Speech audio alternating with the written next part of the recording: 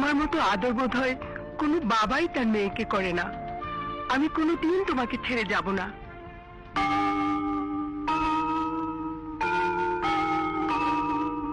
সব মেয়েরাই বড় হয়ে বাবার বাড়ি ছেড়ে চলে যায়।